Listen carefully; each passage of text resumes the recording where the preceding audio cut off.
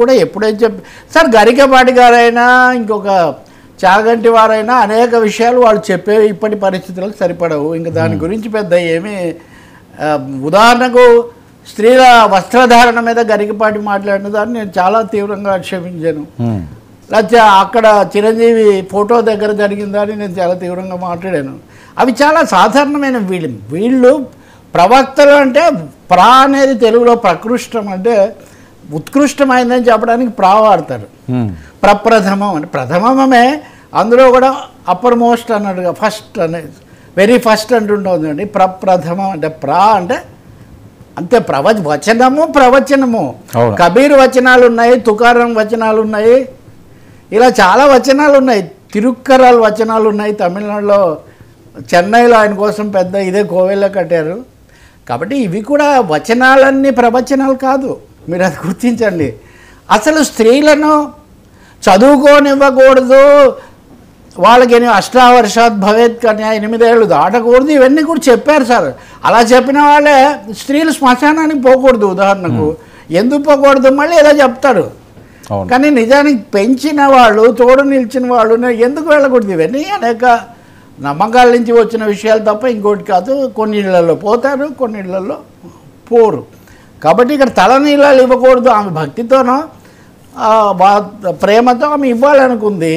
ఇవ్వచ్చా లేదా చెప్పడానికి వెంకటేశ్వర స్వామికి లేని అభ్యంతరం, గరికపాటికో ఇంకోరికే ఎందుకు? ఆయన ఎప్పుడో ఏదో సందర్భంలో చెప్పిన దాన్ని తీసుకొని వచ్చి ఇప్పుడు దాన్ని విపరీతంగా ప్లే చేసి, అందుకే ఎవరు దేన్ని ఎందుకు చేస్తున్నారు అనే దాంతో నిమిత్తం లేకుండా సోషల్ మీడియా అనే దాన్ని మీరు వైరల్ అంటుంటారే, నేను స్వైరల్ అంటాను. స్వైర విహారం, స్వైరల్. ఈ స్వైర విహారం అన్నది సమాజానికి క్షేమదాయకంగా ఉండాలి తప్ప దారి తప్పించేదిగా ఉండకూడదు.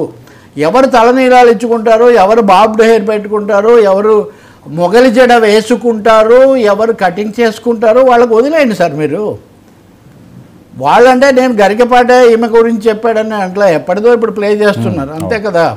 చాలా విషయాలు చెప్తుంటారు. ఉదాహరణకు వీళ్ళు ఈ సమయంలో తినాలి, ఇలా కడుక్కోవాలి, ఇదే చేయాలి, పొద్దున్నే కాళ్ళు కడుక్కోకుండా వీళ్ళు చెప్పిన చాలా జరగడం లేదు. వాళ్ళ ఇళ్లలో కూడా జరగట్లేదు. అంటే వాళ్ళ ఇళ్లలో అంటే వాళ్ళ ఇంట్లో నేను అన్నాను, వాళ్ళకి సంబంధించిన వాళ్ళు ఎందుకు మీరు ముహూర్తం చూసుకోవాలి. మీ ఫ్లైట్ ఏ అనుకుంటే మీరు అప్పుడు పరిగెడతారు. కాకపోతే ఏదో ముందే బ్యాగ్ బయట పెట్టడం, ఒక అడిగే ఇట్లాంటివి ఏవో చేస్తాం. మన సంతృప్తి కోసం మనం చేస్తాం తప్ప కాలచక్రాన్ని గమనాన్ని అయితే మనమే మార్చలేం కదా. కాబట్టి ఆమె పాపం ఇంకోటి చెప్తున్నాడు ఆయన. ఉదాహరణకి ఎలా ఉంటుంది, రాజకీయం వేరు ఇది వేరని. ఆమె ఏ సమయంలో అయితే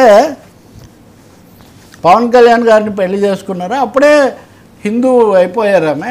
అయినా కానీ ఆమె ఎంతో సౌజన్యంతో చేశారని. ఇదే లాజిక్ సోనియా గాంధీ గారికి వర్తింపజేసామా మనం?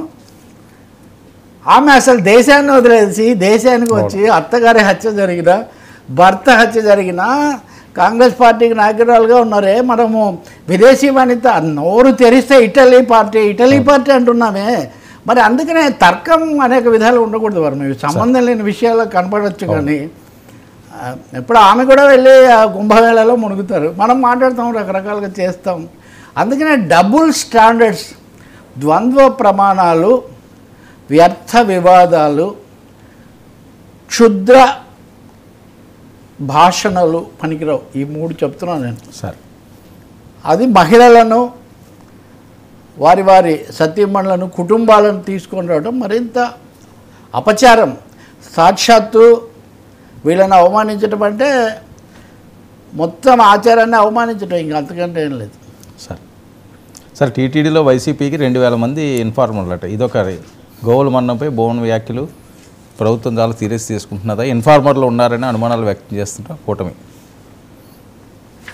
కూటమి అంటుందా? పట్టుకోండి.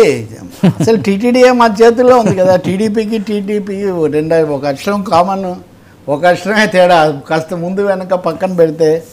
కాబట్టి చాలా ఇప్పుడు నాయుడు గారు చైర్మన్ అయినప్పుడు ఇక్కడ ఏం చేయాలి, ఎలా దారికి తేవాలనేది నాకు చాలా పకడ్బందీ అయిన ప్రణాళిక ఉంది. దీని గురించి ఒక ఆలోచన, అంటే నాయుడు గారికి ఒక విజన్ ఉంది.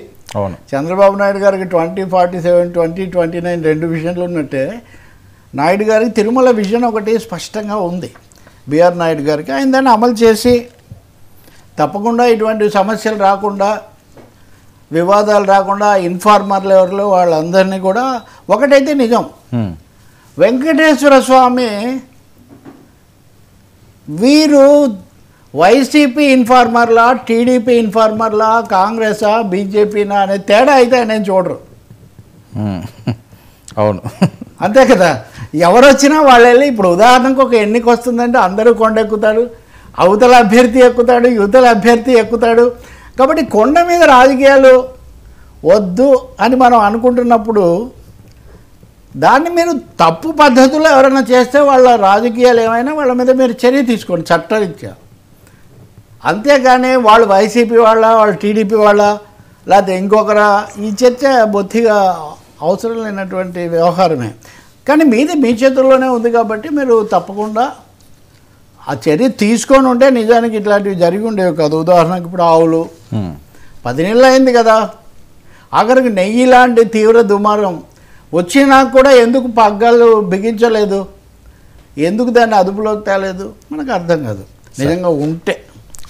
ఇంకొకటేమో దూతల ఏదో పేరుతో ఐచ్ఛికంగా వచ్చే వాళ్ళని చేరుస్తామని చంద్రబాబు నాయుడు గారు అధికారికంగానే ప్రకటించారు. స్వచ్ఛందంగా వచ్చి చేసేవాళ్ళు. మరి ఏ ప్రభుత్వం ఉన్నప్పుడు స్వచ్ఛందంగా వచ్చేవాళ్ళు సహజంగా ఆ ప్రభుత్వానికి, ఆ పార్టీకి సంబంధించిన వాళ్ళు అయి ఉంటారు కదా. మరి వాళ్ళని కూడా మనం ఇలా రాజకీయ కోణంతో వద్దు అంటున్నాను నేను. అందుకే రాజకీయాలు రాజకీయం చేసుకోండి, ఇది దేవుణ్ణి రాజకీయాలకు అతీతంగా ఉంచండి. మతాన్ని, దేవుణ్ణి, భక్తులను, విశ్వాసాలను, వివాదాలకు విశ్వాసం వేరు, అవును, వివాదం వేరు. ఇంక ఇందులో సార్ పాలనా చర్యలు తీసుకుంటారా, తీసుకోండి. అవును, ఇప్పుడు బంగారం ఏదో అయిందన్నారు, పింక్ డైమండ్ పోయిందన్నారు, ఇంకేవో అపచారాలు జరిగాయన్నారు, ఎప్పటికప్పుడు కమిటీలు వేశారు, కోర్టులకు వెళ్ళారు. నిన్న కూడా, ఈరోజు కూడా సుబ్రహ్మణ్య స్వామి కేసు వేసాడంట. అవును, ఆవుల మీద. సార్ ఏంటి జనసేనానికి టఫ్ చెక్, ఎమ్మెల్యేలు ఎంపీల పనితీరుపై పవన్ గుర్రుగా ఉన్నారా? సర్వే రిపోర్ట్లు తెప్పించుకుంటున్నారు. మొన్న ఏదో సర్వే వచ్చింది కాబట్టి అసలు ఇందులో వాస్తవం ఎంత ఉన్నది ఏంటి అన్నది చెప్పి. అంటే నిజమేనండి, ఇప్పుడు పవన్ కళ్యాణ్ ఏంటంటే ఏదో అధికారంలోకి వచ్చేసామని కాదు, మనము అవేమో ఎస్టాబ్లిష్డ్ పార్టీలు, చాలా వనరులు ఇవన్నీ ఉన్నాయి, మనం ఇప్పుడిప్పుడే వస్తున్నాము. అయినా అభ్యర్థులు ఎంపిక చేసినప్పుడే కేవలం సెంటిమెంట్లు, కేవలం సామాజిక నేపథ్యాలే కాకుండా కొంచెం వనరులు ఉన్నవాళ్ళు, నిలబడగలిగిన వాళ్ళు, ఉపయోగపడే వాళ్ళని తీసుకున్నారు. అలాగే కూటమిలో పార్టీలు వేరే వాళ్ళని తీసుకుంటే పూర్తి ఏకీభావం ఉండాలి అని చంద్రబాబు షరతు పెట్టినప్పటికీ కూడా సాహసించి బాలినేని శ్రీనివాసరెడ్డి లాంటి వాళ్ళను, లేకపోతే ఇంకా కొంతమందిని కూడా తీసుకున్నారు. ఇంకా కొంతమంది క్యూలో ఉన్నారని చెప్తున్నారు. టీడీపీలోకి వెళ్తేనేమో ఇప్పటికే నేను మనం మాట్లాడాం కదా, అక్కడ ఇప్పటికే మేమే మా సంగతి ఏంటి అని కార్యకర్తలు ప్రశ్నిస్తుంటే కొత్తగా తీసుకుంటే మరిన్ని దుమారాలు. వీళ్లకు వేఅవుట్ లాగా జనసేన కనిపిస్తుంది. కానీ ఇవన్నీ చేసినా కానీ ఇప్పుడు పార్టీ తరఫున 100% స్ట్రైక్ రేట్తో ఎన్నికైనటువంటి ఎమ్మెల్యేలు, 2 ఎంపీలు, ఇంకా మనం నియమించిన నామినేటెడ్ పదవుల్లో ఉన్నవాళ్ళు, వీళ్ళంతా సమర్థంగా పనిచేసి పార్టీ పెరుగుదలకు ఉపయోగపడితేనే మనము ఉపయోగం తప్ప, లేకపోతే మనకు టఫ్గా కఠినంగా ఉండాల్సిందే. వాళ్ళని గురించి మనం ఏమనుకుంటున్నామని కాదు, ప్రజలు ఏమనుకుంటున్నారో కూడా తెలుసుకోవాలి. దాని మీద తప్పకుండా ఎప్పటికప్పుడు అభిప్రాయ సేకరణ చేయటము. ఎందుకు ఈ మాట చెప్తున్నానంటే పవన్కు సన్నిహితంగా ఉండేవాళ్ళు కూడా ఖచ్చితంగా ఇలాంటి విషయాల్లో ఉండండి. మీరు గమనిస్తే ఇప్పుడు మనం ఇందా చర్చించిన తిరుపతి ఆయనతో సహా ఎవరి మీద ఎలాంటి ఆరోపణ వచ్చినా కానీ పవన్ కళ్యాణ్ కనీసం 3-4 మీద ఇప్పటికి తీవ్రమైన బహిరంగంగానే కఠిన చర్యలు తీసుకోవడము, పక్కన పెట్టడము, లేకపోతే మందలించడము, ఇట్లాంటివన్నీ మనం చూస్తున్నాం. సో ఇవన్నీ ఒకవైపున అభిప్రాయ సేకరణ, రెండవది ఏదైనా తప్పులు జరిగాయంటే చర్యలు తీసుకోవడం, మూడవది తన వల్ల ఏదన్నా కమ్యూనికేషన్ గ్యాప్ వచ్చిందంటే కూడా వెంటనే రంగంలోకి దాన్ని దిద్దుకోవడము, దిగి ఇవన్నీ కూడా మనం చూస్తున్నాము. ఆ విధంగా ఈ టఫ్ ఏదో అయిపోయింది, గెలిచేసాము. ఎందుకు చెప్తున్నారంటే ప్రజారాజ్యం టైంలో ఇలాంటి కొన్ని ఫిర్యాదులు ఉన్నాయి. ఇంకా ఇతర పార్టీల్లో కూడా గెలిచిన తర్వాత అయిపోయిందని, అది కుదరదు. You will be under scanner అనే ఒక మెసేజ్ ఆయన ఇవ్వదలుచుకున్నారు. రిపోర్టులు కూడా తెప్పించుకోవడం, వాటిని ఎప్పటికప్పుడు స్కాన్ చేయడం, దీనికోసం ఒక టీం, ఇది కూడా చాలా స్పష్టంగా జరుగుతుంది. అది మంచిదే, ఎందుకంటే అకౌంటబిలిటీ చాలా ముఖ్యం. కాబట్టి అలాగే ఆఫీసర్లుగా కూడా బాగా విశ్వాసపాత్రులుగా ఉండి కొంచెం గట్టిగా పనిచేస్తారు అనే వాళ్ళని కూడా తీసుకుంటున్నాడు. ఇంకో సమస్య కూడా ఉంది కదా తనకు, కొద్ది గొప్ప ఇంకా మిగిలిపోయిన సినిమాలు పూర్తి చేయాలి. అవును. రెండవది సౌత్ ఇండియాలో బీజేపీకి లేదా ఎన్డీఏకు ఒక స్నేహితుడుగా రాయబారిగా ఉన్నాడు కాబట్టి రేపు తమిళనాడు ఎన్నికలు వస్తాయి. ఉదాహరణకు తమిళనాడు ఎన్నికలు వస్తే తమిళనాడులో అన్నాడీఎంకేతో బీజేపీ పొత్తు పెట్టుకుంది. రెండో వైపున విజయ్ ఉన్నాడు కదా, ఆ విజయ్ అది దాని పేరేంటి, తమిళ్ వెట్రి కజగం. ఆ విజయ్ ఒక వక్ఫ్ మీద కూడా ఆయన కేసు చేశాడు. అంటే గట్టిగా ఆయన వేరే ప్లాట్ఫామ్ మీద రాబోతున్నాడు. ఆయనకు ఒక సినిమా గ్లామర్ కూడా ఉంది. సార్ కమల్ హాసన్ ఏమో డిఎంకేతో ఉన్నాడు.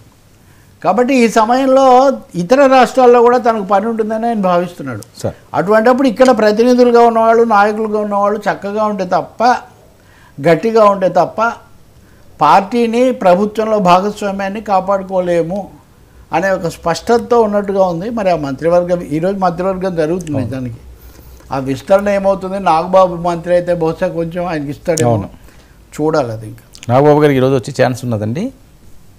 అది ఈరోజు మంత్రివర్గ సమావేశం నిర్ణయాలు తీసుకుంటారు. సార్ షార్ట్ బ్రేక్ తీసుకుందాం సార్. Yeah station.